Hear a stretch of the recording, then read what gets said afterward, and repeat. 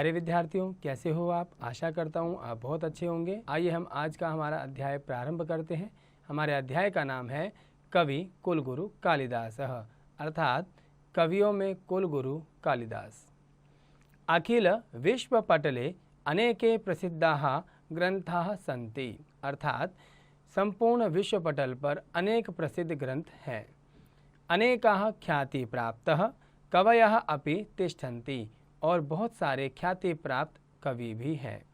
किंतु को न जानाति लोक विश्रुतम कवि कुलगुरु कवि रत्नम कालिदासम, अर्थात कौन नहीं जानता लोक विश्रुतम, जहाँ लोक में चर्चा होती है कवि कुलगुरु की, अर्थात कवि रत्नम कालिदासम, अर्थात कवियों में रत्न के समान कालिदास। निखिलस्यापि संसारस्य मनीषिणः सहृदयाः समीक्षकाश्च तस्य प्रशस्ति गीतानि अगायन, अर्थात ये कह रहे हैं कि संपूर्ण संसार में सभी विद्वानों ने कालिदास की प्रशंसा में प्रशस्ति गीत गाए हैं। अयम ही कवि कुलगुरु इति सर्वे स्वीकुर्वन्ति, और यही कवि कुलगुरु हैं ऐसा सब एक मत से स्वीकार करते हैं। अयम कवि सम्राट कदा कुत्र वा जन्मम अलभत इति न निश्चीयते, अर्थात इन्होंने कहाँ पर और कब जन्म लिया ऐसा सभी विद्वानों का एक मत नहीं है।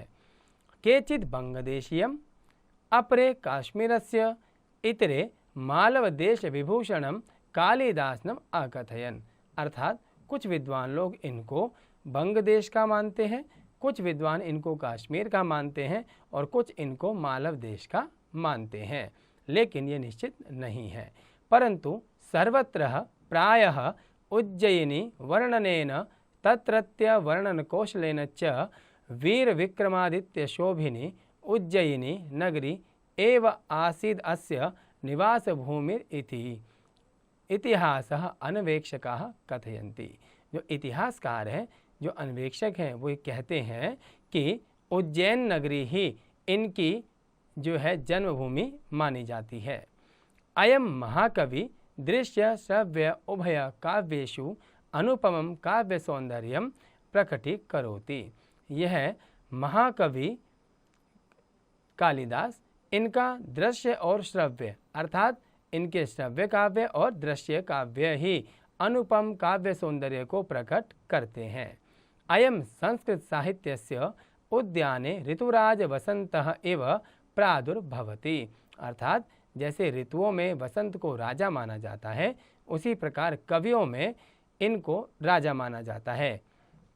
यस्य आगमनेन संस्कृत साहित्यस्य उद्यानम सर्वतः सुरभितः अभवत्, जिस प्रकार एक उद्यान में सुगंधित पुष्पों के द्वारा उस उद्यान की शोभा बढ़ जाती है, वैसे ही इनके आने से संस्कृत रूपी उद्यान में इनकी सुगंधित रचनाओं से संस्कृत की शोभा बढ़ गई है।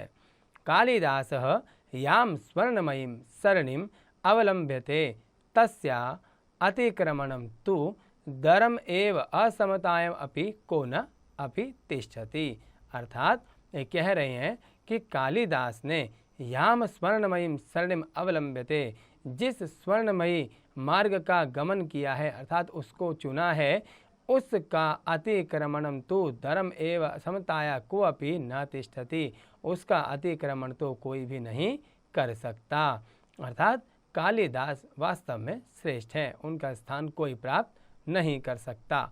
अयम कवि रघुवंशम कुमार संभवम नाम महाकाव्यम द्वयम मेघदूतम नाम खंड काव्यम मालविकाग्नि मित्रम विक्रमोर्वशीयम अभिज्ञान शाकुंतलम इति च नाटकत्रयम ऋतुसंहारम नाम गीति काव्यम च अरचयत।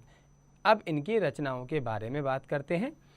अयम कवि, इस कवि ने अर्थात कवि कुलगुरु कालिदास ने रघुवंश, कुमार संभवम और नाम के दो महाकाव्यों का निर्माण किया। मेघदूतम नाम खंड काव्यम, और इन्होंने मेघदूत नाम का खंड काव्य बनाया। मालविकाग्नि मित्रम और विक्रमोर्वशीयम और अभिज्ञान शाकुंतलम, ये इन्होंने 3 नाटक बनाए। ऋतु संहारम नाम गीति काव्यम च आरचयत, और इन्होंने ऋतु संहार नाम का गीति काव्य बनाया। अभिज्ञान शाकुंतलम नाटकम तो न केवलं संस्कृत साहित्ये अपितु विश्व साहित्ये अपि नितराम प्रसिद्धम जनप्रियम च विद्यते। कहते हैं कि अभिज्ञान शाकुंतलम नाम का जो नाटक है वह केवल संस्कृत साहित्य में ही प्रसिद्ध नहीं है, वह विश्व साहित्य में भी निरंतर प्रसिद्धि प्राप्त कर चुका है, अर्थात वह लोगों में प्रिय है। केवल भारत में नहीं या भारतीय संस्कृति में ही नहीं, वह विश्व की संस्कृति में भी अपना एक स्थान रखता है। कालिदासः संस्कृत भाषायाः गौरवम्। कालिदास संस्कृत भाषा का गौरव है। भारतस्य गौरवम् कवीनां च गौरवम्। और वह भारत का गौरव है और कवियों का भी गौरव है। कालिदासो विश्व संस्कृतये अपि भारतस्य महद उपयानम्। अर्थात कालिदास भी विश्व संस्कृति के लिए एक महान उपकार है, अर्थात एक उपहार के रूप में कालिदास माने गए हैं। अस्य काव्यानां नाटकानां च पठनेन हृदयं रसमग्नं भवति। कालिदास के काव्यों को और नाटकों को पढ़ने से हृदय को आनंद प्राप्त होता है। तस्य रचना भी वयं च भारतीय संस्कृते स्वरूपम सम्यक ज्ञातुम प्रभवाम। अर्थात उनकी रचनाओं से भारतीय संस्कृति के स्वरूप को हम भली भांति जान सकते हैं या जानने में समर्थ होते हैं। श्लोक जयन्ति ते सुकृतिनो रससिद्धा कवीश्वरा नास्ति येषां यशः कवये जरामरणजं भयम्। श्लोक कहता है कि विजय उन सत्कर्मों की, उन कवियों की और गुरुओं की जो जिनका यश शरीर में बुढ़ापे और मृत्यु का भय नहीं रहता, अर्थात जो ना तो बुढ़ापे की चिंता करते हैं और ना ही मृत्यु का भय उनको सताता है, ऐसे कवियों की सदा ही जय हो। प्यारे विद्यार्थियों, मैं आशा करता हूँ आपको यह पाठ समझ आया होगा। आप भी अपने स्तर पर इस पाठ का हिंदी अनुवाद अवश्य कीजिएगा।